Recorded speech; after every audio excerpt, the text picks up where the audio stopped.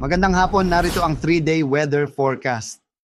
Lagay ng ating karagatan ngayon at bukas, wala po tayong gale warning or babala sa mga delikadong alon. But make sure na kapag mayroong mga thunderstorms, lalo na sa may eastern sections, pagsapit po bukas ng hapon at gabi, mataas ang tsansa na nagkakaroon ng mga paminsan-minsang mataas na alon na pumapalo hanggang 2.5 meters. Medyo delikado yan for our small sea vessels. But for the rest of our seaboards, asahan naman yung banayad hanggang minsan katamtaman na karagatan na sa kalahati hanggang 1 metro.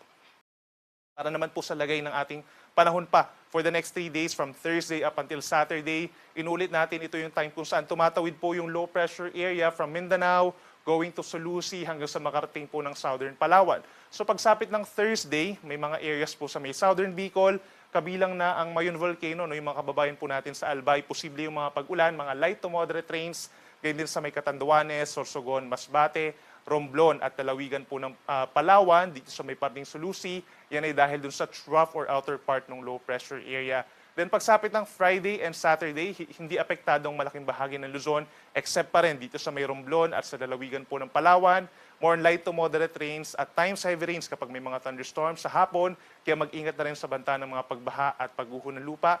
Inulit natin, majority of Luzon, partly cloudy to minsan, clear skies naman sa umaga hanggang sa tanghali at may mga chance rin ng mga pag-ulan, lalo na sa may timog na bahagi ng Luzon.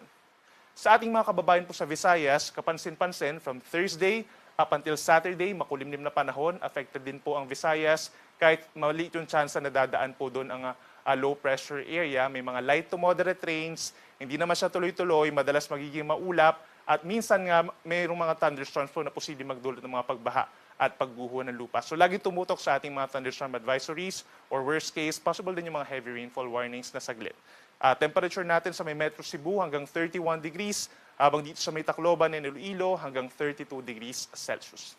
At sa ating mga kababayan po sa Mindanao, pagsapit po ng Thursday, may epekto na sa malaking bahagi nito sa may Caraga region, Northern Mindanao, yung low pressure area sa may Davao region, ilang bahagi ng Soxargen, maulap na kalangitan, may tsansa ng mga kalat-kalat na ulan and mga thunderstorms. Ang Zamboanga Peninsula and Bangsamoro region, posibleng ulan na rin pagsapit po ng Thursday ng gabi. At over Friday and Saturday, malaking bahagi po ng Mindanao ang magiging maulap at sasamahan din ito ng mga pag-ulan. Again, hindi tuloy-tuloy yung mga pag-ulan pero minsan lumalakas po ito. Kaya mag-ingat na rin sa banta ng mga pagbaha at pagguho ng lupa, knowing na nagkaroon na rin ng mga pag-ulan nitong mga nagdaang araw. Temperatura natin sa may Metro Davao, medyo mainit pa rin kahit umuulan, hanggang 34 degrees Celsius, gayon din sa may Zamboanga City, Cagayan de Oro hanggang 31 degrees Celsius.